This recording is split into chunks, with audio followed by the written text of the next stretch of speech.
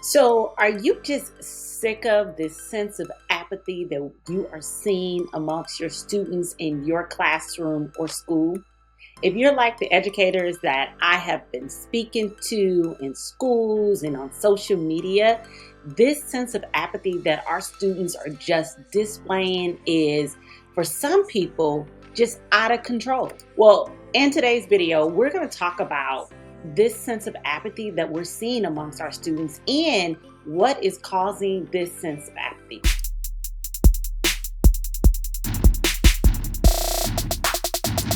In my book, Real Love Strategies for Reaching Students When They See No Way Out, I keep telling you guys, this book is a timely book. This book, even though I wrote this book prior to the pandemic, a lot of the things that we are seeing and behaviors that we are seeing in students post-pandemic, I address it here.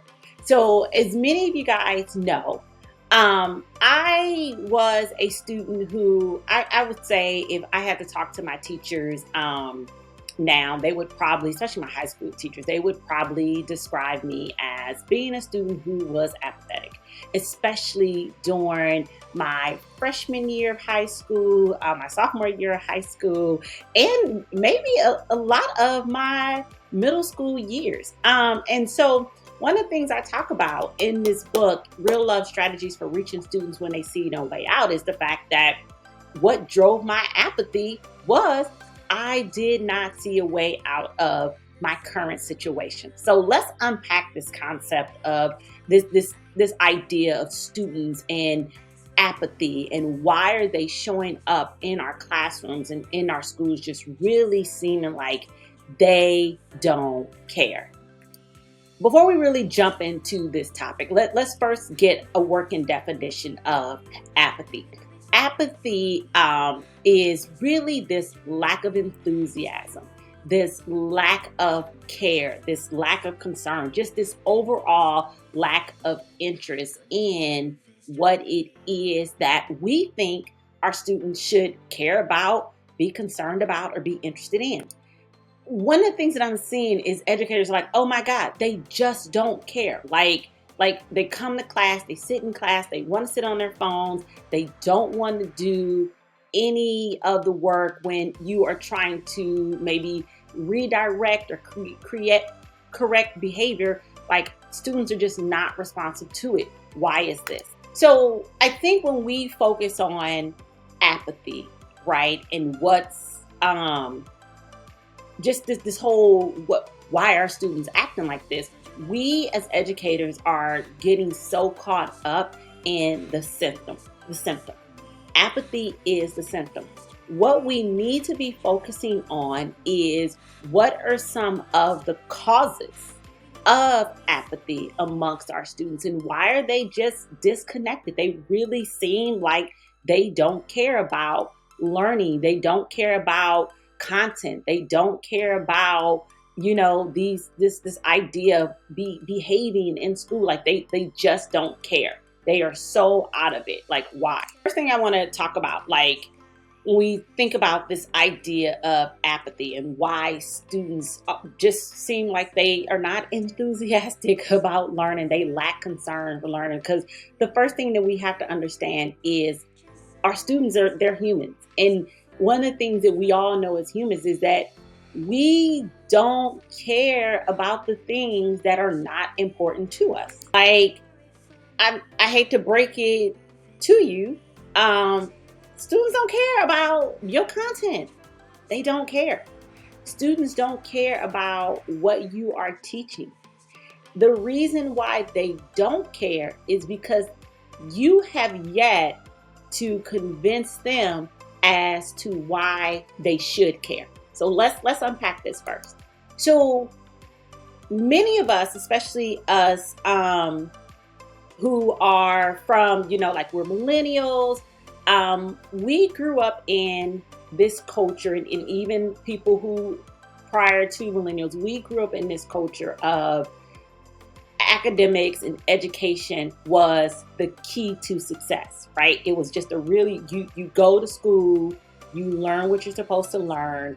This information will then prepare you to enter into college or enter into the career force. And then This college career will then transcend you into the middle class, and the middle class is where you need to be about. And so we were sold this idea that schooling was a direct connection to success. For our students, that ain't the case. That is not the case. What our students are being exposed to, especially coming out of the pandemic, is people who are making millions and billions and trillions of dollars doing things that do not require traditional schooling. They are doing things that don't require them to understand history, don't require them to understand math, don't require them to understand science, don't require them to understand, like, there are some people on YouTube they don't know how to read, but they are making money charting their journey on how to read. When we are sitting in front of students and wondering why they just don't care, they don't care because what we are trying to offer to them and tell them, oh, they need to have this, they would benefit from this, in their minds, they're just going through the motions. They're going through the motions. So, since I left the classroom and transitioned into the entrepreneurial space, I learned a lot in this process about business and marketing, and selling, right? And there's so much that I've learned from the entrepreneurial space, and I'm like, man, this applies to the classroom. This is where it's at, right?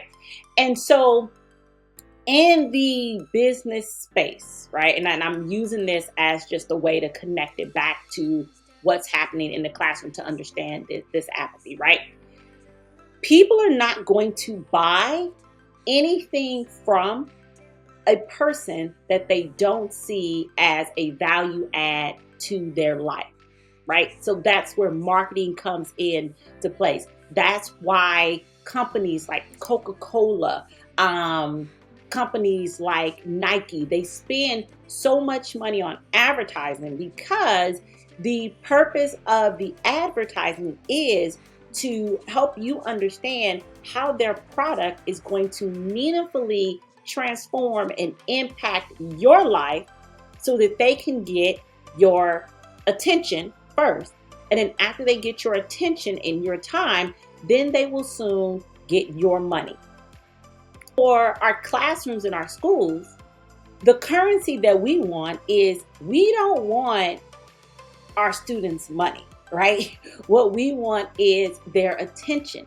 And what we want to exchange is their attention for our knowledge, right? And for our lessons and for our content and for our expertise and for our engagement. And with that being said, we first we have to become masters of showing students why it matters. We have to master the skill of mattering. When students come into our classrooms, we have 7 seconds. When that bell rings and that instruction starts, and the reason why I say 7 seconds is because if we look at social media, because that is what's driving their brains. Social media has caused this instant gratification, this instant dopamine hit. That is why they're constantly on their phones, because within 7 seconds, that brain can get that dopamine hit. It can get that charge, right?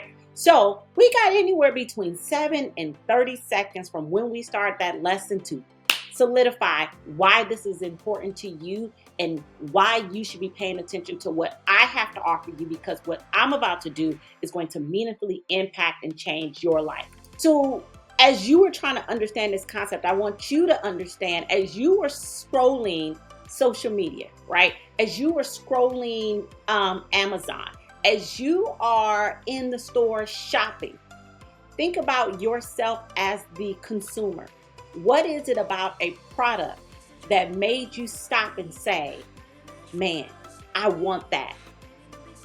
I'm going to buy that because this is going to transform my life, right?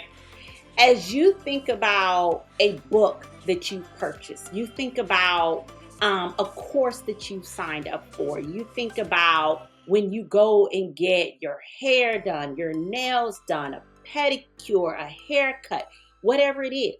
What is it about that experience? What is it about the service that you're getting that will produce the desired outcome that you have for yourself that is going to meaningfully and significantly transform and impact your life?